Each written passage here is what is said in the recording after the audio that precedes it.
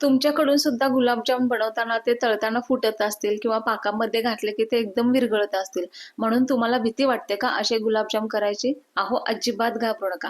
असे हे सुमधुर, रसरशीत आणि देखणे गुलाबजाम बनवण्यासाठी इथे मी साधी ट्रिक सांगत आहे, ती नक्की फॉलो करा. साहित्यामध्ये इथे 200 ग्रॅम खवा घेतला आहे, 100 ग्रॅम पनीर घेतला आहे आणि 50 ग्रॅम मैदा घेतला आहे. प्रमाणाची यादी डिस्क्रिप्शन बॉक्समध्ये सुद्धा आहे आणि तितक्याच प्रमाणात 350 ग्रॅम इथे मी साखर घेतली आहे. पहिल्यांदा आपण इथं साखरेचा पाक तयार करून घेऊ. 1 वाटी साखरेसाठी आपल्याला इथे 2.5 वाटी पाणी घ्यायचं आहे आणि या पाण्यामध्ये ही साखर विरघळवून 4 ते 5 मिनिटासाठी हा पाक आपल्याला शिजू द्यायचा आहे. पाक शिजत आला की त्याच्यामध्ये आवडीप्रमाणे वेलची पावडर घालायची किंवा थोड्याशा केशरच्या काड्या घालायच्या.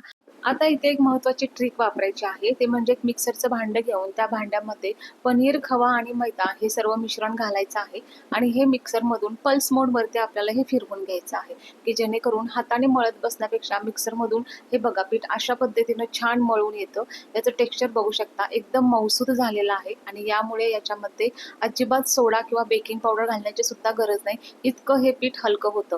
तर चमच्याच्या साहाय्याने तुम्ही एका प्लेटमध्ये काढून घ्या. जर मिक्सरचं भांडं तुमचं मोठं असेल तर सर्व मिश्रण तुम्ही एकदमच करून घ्या. मी इथं 2 वेळेस करून घेते आणि दोन्ही बॅचेस परत एकदा हाताने मी एकत्र मिक्स करते. आता हे मिश्रण 10 मिनिटासाठी आपण झाकून ठेवू. 10 मिनिटानंतर आपण गोळे तयार करण्यासाठी घेऊ. गोळे आपले एकसारखे एका साईजला यावे म्हणून इथे एक स्कूप घ्यायचा आहे. त्या स्कूपमध्ये आपल्याला हे मिश्रण घालायचं आहे आणि बरोबर तेवढ्याच मापाचा आपल्याला असा हा एकसारखा गोळा हातावरती गोल गोल फिरवून सुंदर असा गोळा तयार करून घ्यायचा आहे. बाजूला तेल सुद्धा गरम झालेलं आहे. तेल हे मध्यम कमी आचेवरतीच गरम असावं. आता तयार झालेले हे गोळे या तेलामध्ये सावकाश सोडायचे आहेत आणि पहिल्यांदा हे टाकल्यानंतर अजिबात त्यांना हलवायचे नाही. तेलामध्ये त्यांना सेट होऊन द्यायचं आणि थोड्या वेळानंतर चमच्याच्या साहाय्याने त्याच्यावरती असं तेल घालून आणि मग सगळीकडून आपल्याला हे गोळे छान अगदी ब्राऊन रंग येऊसपर्यंत छान तळून घ्यायचे आहेत. तिथे कुठेही गॅसची फ्लेम मोठी करायची नाहीये आणि असा डार्क ब्राऊन रंग येऊसपर्यंत छान असे गोळे आपले तळून झालेले आहेत. कुठे यांना क्रॅकही दिसत नाहीयेत. आता तळून घेतल्यानंतर हे बाहेर फक्त 2 मिनिटासाठी ठेवायचे आहेत आणि 2 मिनिटं थंड झाल्यानंतर मग आपल्याला कोमट पाकामध्ये घालायचे आहेत.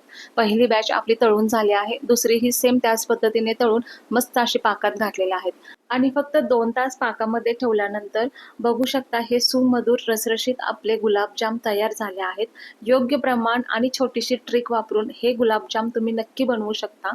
आणि के स्पाइस बाय स्नेहा या चॅनलला अजून सबस्क्राईब केलं नसेल तर प्लीज सबस्क्राईब करा, शेअर करा, कमेंट करा, रेसिपीला लाईक करा. खूप धन्यवाद.